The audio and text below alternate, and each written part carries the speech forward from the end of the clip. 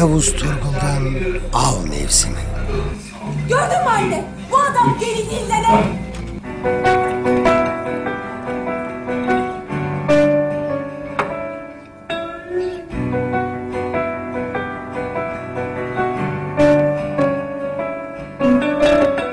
Kaç zamandır gülmez oldum kendime. Aslında uzun zamandır çok gülündüm. Her ne kadar umursamaz görünsem de bildiğin gibi değil, aslında ben çok kıskancım.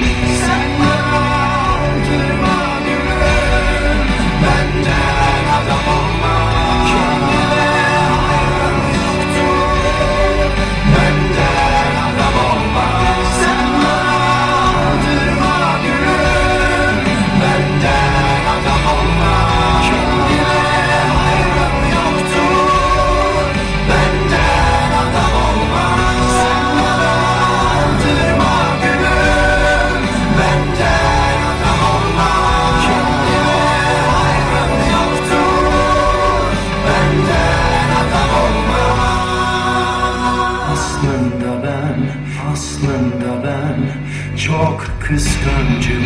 Sen bana aldırma gülüm, benden adam olmaz. Kendine hayrım yoktur, benden adam olmaz. Sen bana aldırma gülüm, benden adam olmaz. Kendine hayrım yoktur, benden adam olmaz. Sen bana aldırma gülüm, benden adam olmaz. Kendine hayrım yoktur, benden adam olmaz. Senden adam olmaz.